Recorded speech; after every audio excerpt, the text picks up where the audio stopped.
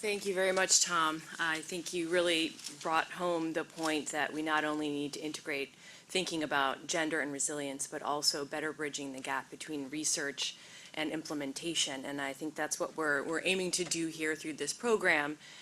This program did spring out of a collaboration between Mercy Corps and IFPRI, through which we worked with them to help develop a set of tools to look at household decision-making and the outcomes of a household decision-making dialogue program and measuring the outcomes of that. So what I'm going to do now is to introduce the panel, and then I'll invite this first speaker, who's going to be Sophie Tice, to come up, and then I'll continue to invite the speaker in the order that you see on your program.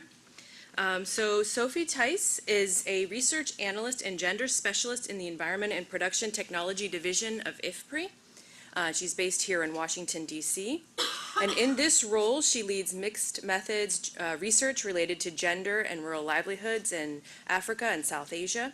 And she advises on rural women's empowerment programs and strategies, including as a member of the Gender, Climate Change, and Nutrition Integration Initiative, which we will refer to as GCAN.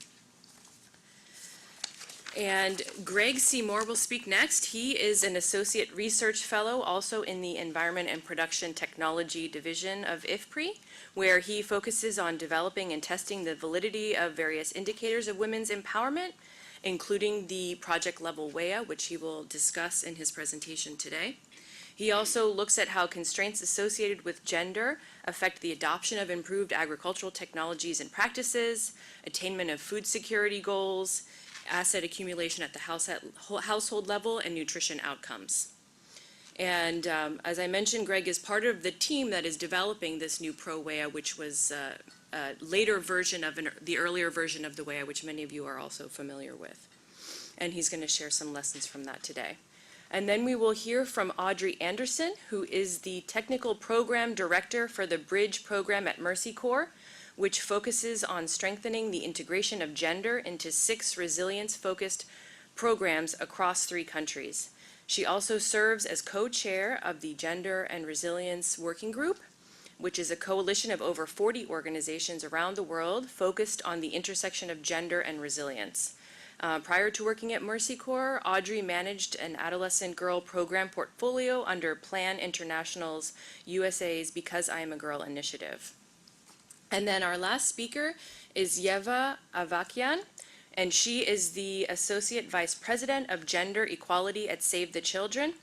In this newly established role, Yeva is setting the course for the agency's renewed commitment to gender equality and girls' empowerment, including the advancement of gender equality and social inclusion in the workplace, mainstreaming of gender equality across all programs, and expanding the scope of gender transformative programs. Prior to joining Save the Children, Yeva served at World Vision as the head of gender and social inclusion, and she is the co-author of the minimum standards for gender equality mainstreaming. And so with that, I'm going to turn the mic over to Sophie Tice, who will give the first presentation.